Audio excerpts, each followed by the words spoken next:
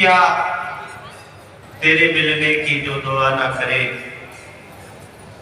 एक ऐसा समय सभी श्रद्धेय संतजन, श्रद्धेय संत बहने, गुरु दरबार की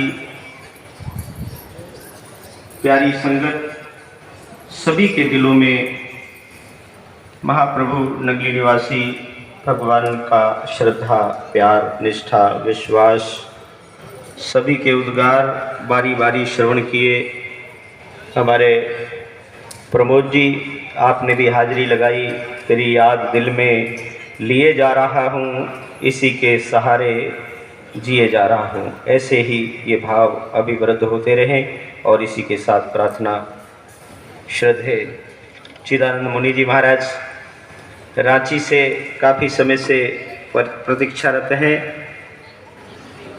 5-10 मिनट के लिए समय की सीमा में ही अपने भाव रखेंगे। चिदानंद मुनि जी महाराज, हरिओम।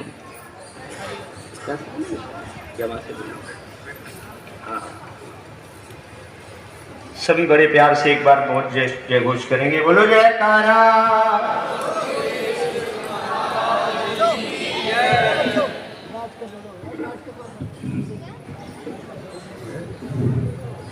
और श्री सद्गुरु भगवान की, सत्य सनातन धर्म की, घटघटवासी सर्वांतर्यामी श्री नगली निवासी भगवान की, परम श्रद्धेय परम पूजनीय प्रभंस महाराज की जय, संत समाज की जय। आज का दिन निर्वाण दिवस श्री नगली निवासी भगवान का, इसमें इतना हजारों लोग आप उनकी प्रेम से मंत्रमुग्ध होकर इन दिव्य महापुरुषों के द्वारा श्रवण कर रहे हैं। मैं कुछ कहना नहीं चाहता, बल्कि मैं चाहता हूं कि जो कुछ महापुरुष गुरुमुख भद्र पुरुष व्यक्त किए हैं अपने हृदय की दिव्य उद्गार को, जो साधन संपन्न हैं, जिन्होंने जीवन को ढाला है उस अनुरूप, उनके उन वचनों को अब हृदय में धारण करती है। सावधान होकर श्रवण करें, मन को इधर उधर न करके। मुझे कुछ कहना नहीं है, उन्हीं सब बातों में बहुत कुछ कह दिया गया है। मैं शुरू से ही श्रवण करके आह्लादित हो रहा हूँ, प्रेम से भरा हुआ हूँ। कहने की कुछ भी इच्छा नहीं है। इतना ही कहना चाहता हूँ कि जिस तरह से कीटोपि सुम्ना संगात आरोहति सताम शिरः अस्मात् याति देवत्वम महद्भिः सुप्रतिष्ठितम। कहते हैं कि कीट भी फूल के संगति से महापुरुषों के सिर पर चला जाता है, शिव जी के मस्तक पर वह चढ़ जाता है, फूल के बहाने वह भी मस्तक पर आ जाता है। यह सत्संगति का महात्म है। और पत्थर भी देवता बन जाता है जब महापुरुष उसकी प्रतिष्ठा कर देता है। तो सारी नंगली साहब का जो तीर्थ भूमि है, इसको भगवान नंगली ने, महाप्रभु ने एक लिंग के रूप में ज्योतिर्लिंग बना दिया है, महापुण्य धाम बना दिया है। इसकी महिमा को प्रतिष्ठित किया है और इसका प्रत्यक्ष नज़ारा देखने को आप हजारों लाख की संख्या में इतना दत्तचित्त से प्रतीक्षारत होकर के सब्र धैर्य धारण करके श्रवण कर रहे हैं। यह साधारण बात नहीं है, बल्कि वो जैसे श्री कृष्ण की बांसुरी से सभी गोप कन्याएं वशीभूत होकर हजारों लाखों की संख्या में उनको विह्वल हो जाती थी और उनमें तद्रूप हो जाती थी, वैसे आप सब भी इतना श्रवण करने के लिए आप उत्सुक हैं, धैर्य बनाए हुए बैठे हैं। यह भी आपके हृदय की विशालता है, महानता है। और इस दरबार में तो भगवान को स्पर्श करके सब कुछ बना दिया है। महापुरुष जब स्पर्श करते हैं तो उसको युगों युगों तक के लिए वो तीर्थ का रूप दे देते हैं, पवित्र पावन कर देते हैं। और आज के दिन उन्होंने अपने लोक लीला को स्वेच्छा से समाप्त करके निज धाम गमन किया था। वह बड़ा दर्दनाक समय रहा था। सभी उनके आशिक प्रेमी महाराज के एक से एक थे उस समय। वो सभी मरवे मरमाहत हुए थे और कोई हिमालय में गलने गए, कोई तपस्या में लग गए। चारों तरफ सारा नज़ारा आज विश्व का उन्हीं का दिया हुआ वरदान है। तो महापुरुष जब जाते भी हैं तो बहुत कुछ देकर जाते हैं, सबके हृदय में देकर जाते हैं, सबके हृदय में प्रेरणा ही प्रेरणा देते रहते हैं। प्रेरणा का ही परिणाम है इतने 86 वर्षों के बाद भी भगवान की स्मृति में, उनकी यादाश्त में हम सब बैठे हुए हैं। भले उनका प्रेम ऐसा हमें गहरा प्राप्त नहीं हुआ है जो मैं विह्वल हूँ, जो उनके लिए तड़प मछली और जल की जो तड़प है ऐसा नहीं है, लेकिन हम उसी की साधना की दिशा में आगे चल रहे हैं। जो सेवा है, जो सुमिरन है, जिसे भजन कहते हैं, जिसे मांझना कहते हैं, तो अंतःकरण को धोने के लिए गुरु भगवान की सेवा, इस दरबार की, इतनी बड़ी दरबार की, जो जहाँ जिस रूप में लगे हुए हैं, निष्काम भाव से यदि सेवा करते हैं। हमारे परम गुरु भगवान महाराज चाहते थे कि सेवा से, निष्काम भाव से सेवा से अंतःकरण शुद्ध होगा। और भजन करने से मांझना है, जैसे कोई बर्तन पर काई लगा हो, दाग लगा हो तो उसको जोरों से मांझा जाता है, और भजन सुमरन के द्वारा उसको जल के माफिक धोया जाता है, उससे निर्मल चमकने लगता है, दिल का आईना साफ हो जाता है। लेकिन वह तब होगा जब निष्काम भाव से कर्म करने की उन्होंने बार बार प्रेरणा दिया।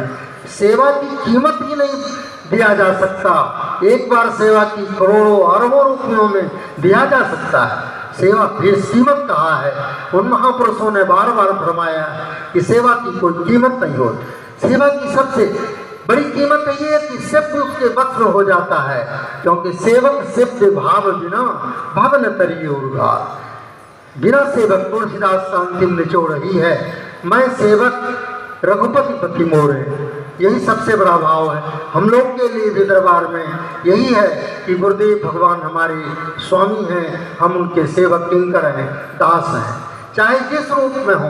नर नारी सभी उन्हीं की रचना है, उन्हीं की संतान है, और सब उनको पाने के अधिकारी, उनको प्राप्त करेगा। उनके उस आनंद को जो सच्चित आनंद कहलाता है, उसी की दिशा में हम सब बढ़ रहे हैं। तो निर्वाण प्राप्त करके भी भगवान हमें उसी निर्वाण की ओर ले जा रहे हैं।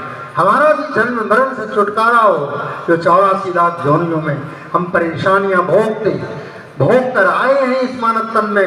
अब मानव तन की सफलता इसी बात में है कि भजन और सेवा में जो लगाती है इसकी सार्थकता।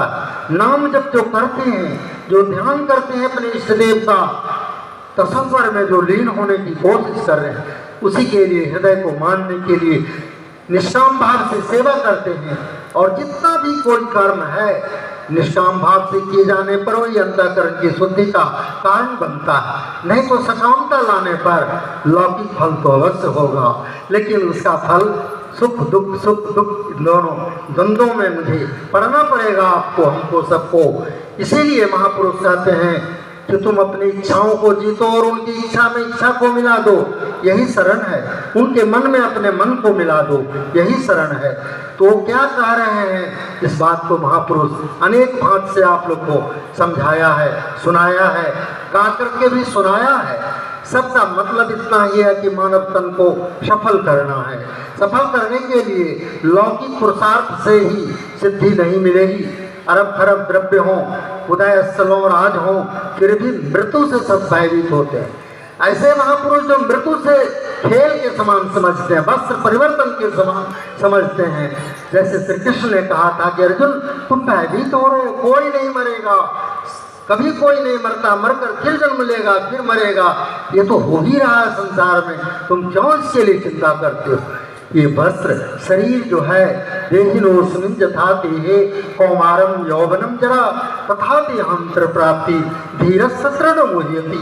जैसे बालक होता है धीरे धीरे बढ़ता है, किशोरावस्था होता है, युवावस्था होता है, फिर वृद्धावस्था को प्राप्त होता है, वैसी एक अवस्था मृत्यु की व्यवस्था होता है, निर्वाण की अवस्था जो शरीर त्याग दिया जाता है। लेकिन उसके बाद भी उसकी आत्मशक्ति, उसकी वो जीवनी शक्ति, हृदय विद्यमान रहता है, वो अलग अपने कर्मों के अनुरूप दूसरे शरीर में जाएगा। हमारा संस्कार यदि सिद्ध भगवान के प्रेम का है, श्री गुरु भगवान के चरणों का सेवा का है, तो हमारे वैसे ही दिव्य घरों में, परिवार में, श्रीमान के यहाँ जन्म होगा, जहाँ सारी फैसिलिटी, सारी सुविधा उपलब्ध होगा। इसलिए हम अपने जीवन को संवारने के लिए इनसे भगवान के चरणों में कोटि कोटि वंदना प्रार्थना करते हैं। और आप सबके जीवन धन्य है जो इनके दर्शन कर रहे हैं। इनके सत्संग माध्यम से संतों के महापुरुषों के सारी वाणियों को आपके हृदय कान के माध्यम से बिल्कुल स्टार्ट हो रहा है, अब गान कर रहे हैं। कहत सुना ही समझे सब सुनते हुए हमारा हृदय पवित्र हो रहा है। और आप सब धन्यवाद के पात्र हैं। इतना कह करके संतनों को नमन करते हुए और आप लोग के लिए मंगल कामना करते हुए श्री गुरु महाराज के चरणों में कोटि कोटि वंदन करता हूँ।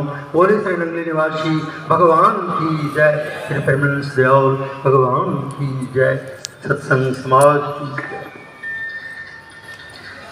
बोलो जयकारा, बोल मेरे श्री गुरु महाराज की जय। तन पवित्र सेवा किए, धन पवित्र कर दान, मन पवित्र हरि भजन ते।